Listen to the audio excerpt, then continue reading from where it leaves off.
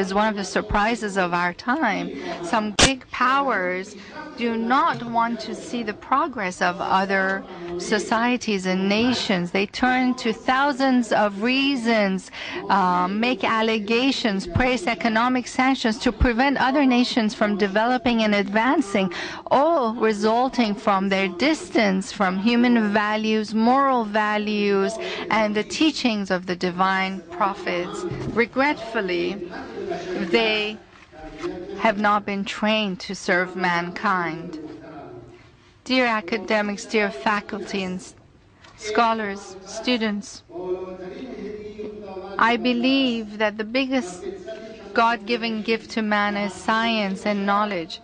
Man's search for knowledge and the truth through science is what it guarantees to do in getting close to God.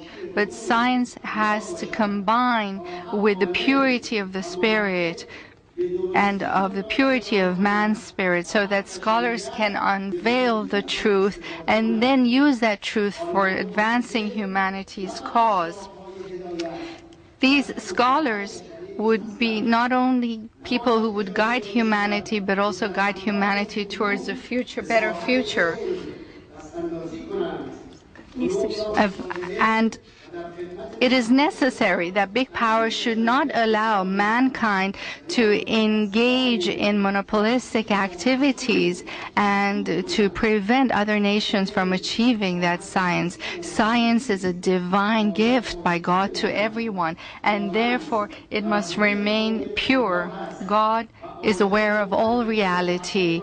All researchers and scholars are loved by God. So I hope there will be a day where these scholars and scientists will rule the world, and God himself will arrive with Moses and Christ and Muhammad and to rule the world and to take us towards justice. I'd like to thank you now, but refer to 2 points made in the introduction given about me, and then I will be open for any questions. Last year, I would say 2 years ago, I raised 2 questions.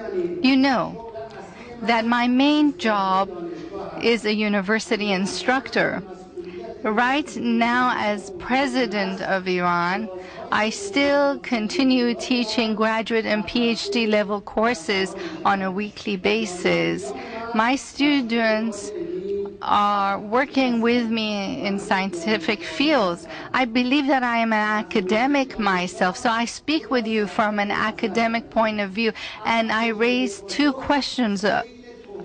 But instead of a response, I got a wave of insults and allegations against me, and regretfully they came mostly from groups who claimed most to believe in the freedom of speech and the freedom of information. You know quite well that Palestine is an old wound, as old as 60 years. For 60 years, these people are displaced. For 60 years, these people are being killed. For 60 years, on a daily basis, there's conflict and terror. For 60 years, innocent women and children are destroyed and killed by helicopters and airplanes that break the house over their heads.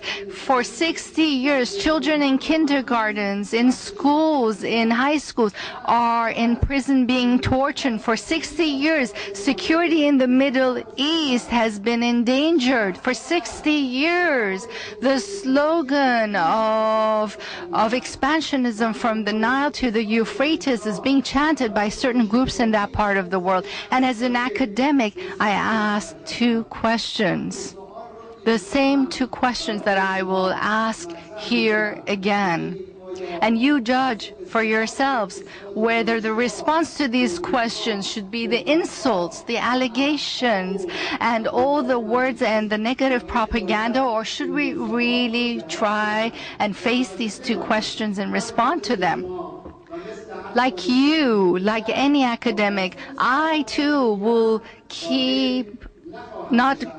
become silent until I get the answer. So I'm awaiting logical answers instead of insults.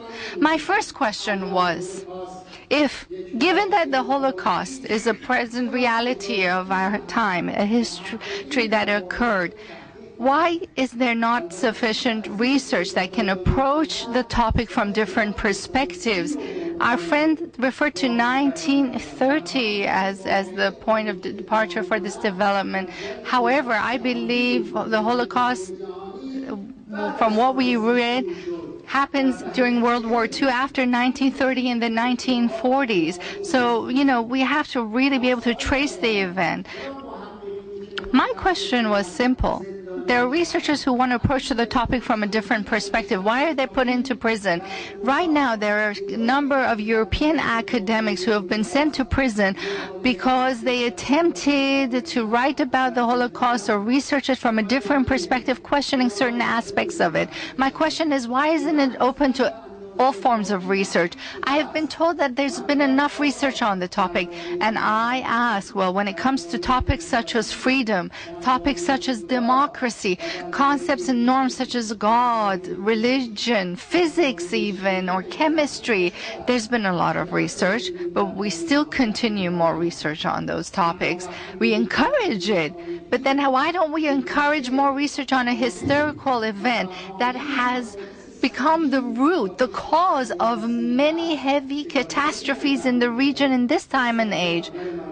Why shouldn't there be more research about the root causes? That was my first question. And my second question, well, given this historical event, if it is a reality, we need to still question whether the Palestinian people should be paying for it or not. After all, it happened in Europe. The Palestinian people had no role to play in it. So why is it that the Palestinian people are paying the price of an event they had nothing to do with? The Palestinian people didn't commit any crime. They had no role to play in World War II. They were living with the Jewish communities and the Christian communities in peace at the time. They didn't have any problems.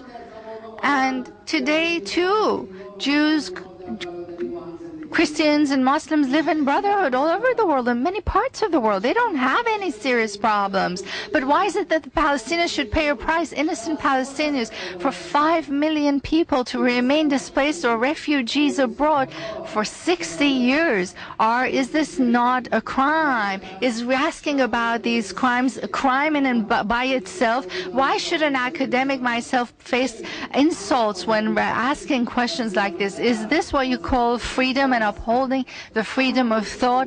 And as for the second topic, Iran's nuclear issue, I know there's time limits, but I need time. I mean, a lot of time was taken from me. We are a country. We are a member of the International Atomic Energy Agency. For over 33 years, we were a member state of the agency. The bylaw of the agency explicitly states that all member states have the right to the peaceful nuclear fuel technology. This is an explicit statement made in the bylaw, and the bylaw says that there is no pretext or excuse, even the inspections carried by the IAEA itself, that can prevent member states' right to have that right. Of course, the IAEA is responsible to carry out inspections. We are one of the countries that's carried out the most amount of level of cooperation with the IAEA. They've had hours and weeks and days of inspections in our country. And over again, the agency's reports indicate that Iran's activities are peaceful, that they have not detected a deviation, and that they've received positive cooperation from Iran. But regretfully, 2 or 3 monopolistic powers, selfish powers, want to force their word on the Iranian people and deny them their right. They keep saying, one minute.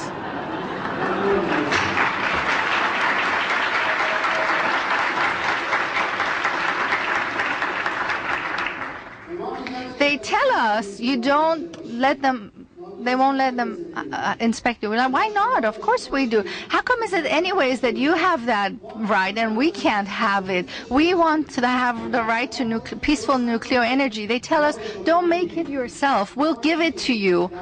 Well, in the past, I tell you, we had contracts with the U.S. government, with the British government, the French government, the German government, and the Canadian government on nuclear development for peaceful purposes. But unilaterally, each and every one of them canceled their contracts with us, as a result of which the Iranian people had to pay the heavy costs in billions of dollars.